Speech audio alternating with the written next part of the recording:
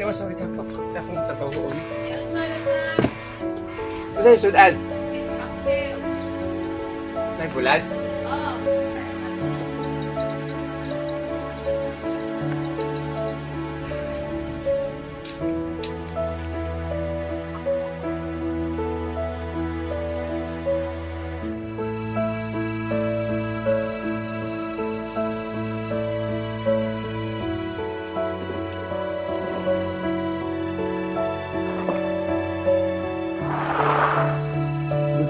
All of you na naman or magandang umaga sa inyo lahat. So ngayon, dito na naman ako sa aking bonsai garden at ang isi-share ko sa inyo is itong aking cascade bonsai materials. So ito isa matawag natin itong half cascade kasi hindi naman lang siya umabot dito. Supposed to be ang full cascade abot dito sa baba. So ang isi-share ko sa inyo is yung mga ipapakita ko sa inyo mga aayusin ko ngayon. It is all of my cascade. So may iba pang nakatago na hindi pa nakikita yung mga ibang cascade bonsai materials ko. Then bibidyoan ko yung mga supposed to be tatrabahuin ko for this morning. Mga 16 silang lahat.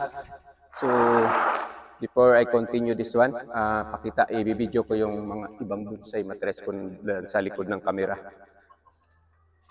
So ito ang una kong pakita sa inyo is my tamarin. Please kailangan na itong tanggalan ng wire. Yan. So nahirapan ako sa pag-video kasi hindi ako makalapit kasi hindi masyadong malito, malaki ng kaunti. So ito ang tamarin cascade bonsai materials ko. So we have another one here. It is a tugas bato bonsai materials which is also a cascade. So ang kailangan nito is na lang need to repat kasi parang namamutla na yung kulay niya, hindi na magandang tingnan. So that is my cascade tugas bato. And another one here is mayroon naman akong Picus nana bonsai materials, also cascade. So ang mga design ko is puro simple lang, hindi masyadong maganda pero okay na para sa akin. So this is Picus nana bonsai materials. And another cascade bonsai materials, it is a microcarpa. So this is my microcarpa, so kailangan pa siya na i-rewire ulit, tapos may ng lobo ng wire dito. So kailangan itong pagkaroon na to. So kailangan itong tanggalin para makaginhawa tarong ang ating mga bonsai materials. So that is my microcarpa bonsai materials. So another bonsai materials here which is my Chinese huli. So ang nangyari nito, kaya makita nyo yung dahon niya is napaka-dry. Wala siyang init, hindi na-expose sa sunlight kasi pag masobrahan ito ng sunlight is mamatay po diretso or mga madaot.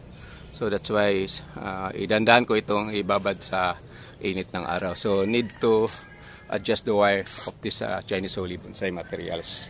So another Chinese holy bonsai materials here. Ito siya is naka-expose ito ng sunlight, kaya kung ilalapit ko yung leaves niya is makintab, tapos is nagpo-produce na siya ng bulaklak. So ang kailangan kong gawin dito for this morning is tanggalin yung mga extra dahon na wala sa lugar. So another cascade bonsai materials. So may iba na naman dito is juniper bonsai materials, which is nahihirapan ako sa paggawa nito kasi as papansin bigla na lang siya mga matay ng magba-brown bitaw. So ang ginawa ko, linagyan ko na lang abono, tapos para ipa-wild na lang doon sa kilid. Kaya ang ginamit ko na pot is wala akong pangbili ng pot, so ito na lang pitch sail na sira. So still then naglubo na ng mga wire, so need to readjust na naman. So at least may ganito din ako with this juniper bonsai materials na cascade. And another here naman, it is kalipay. So supposed to be hindi ito pwedeng gawing bonsai pero sinubukan ko lang. Ang problema lang itong kalipay isa dali kay siya malata kay supod man ni siya. O dili gyud kay this is not an tree, dili ni siya tree, this is an ornamental plant lang. So ang gawin ko dito is try ko ipaikis-ikis na ito. So try ko lang kasi nagawa man pud nako na casket. Ayan, kita nyo may bumababa siya sa baba. Kaya lang hinay kay magtubo. So that is my kalipay bonsai materials cascade pa rin ang ginawa ko. So ang dami nitong iayos ko for this morning. Hopefully makaya ko itong lahat. So another here is Podocarpus bonsai materials. Ang ginawa ko, dinagay ko sa sira na boats or rain boats. Kaya is marami ng what we call is ugat or gamot sa ilalom. Kaya makita yung dahon is namumutla.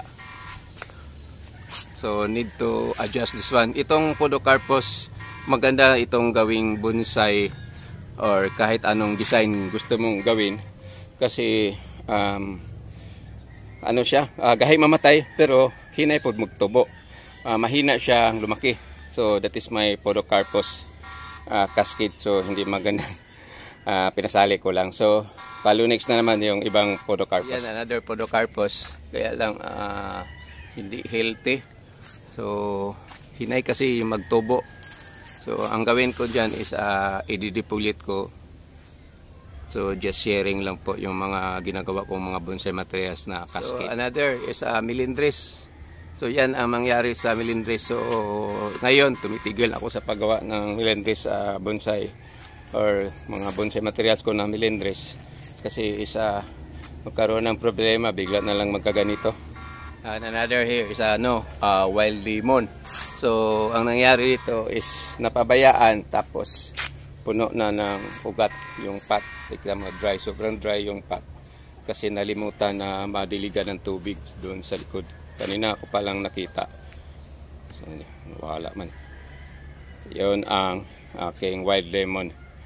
So ito ang mga ayusin ko po this day. Hopefully makaya ko. So sa morning, hindi ko na may video doon sa may background na blue sa likod. At ito na, yung nakapatong doon, isa yun, tatrabahuin ko. Then after matapos ko trabahuin, susunod ito. Then follow dyan, then hanggang itong lahat na nandito sa baba. Yun ko ang tatrabahuin ko for this morning. So nagkakalat. Then may dito pa, yan. So may minamarkot pa ako. Then after that, ayusin ko pa yung nakapatong doon kasi tanggalin ko yung mga malaking dahon. So just hope na matapos ko ito. So magsimula na ako magtrabaho doon sa aking working table. So proceed tayo doon.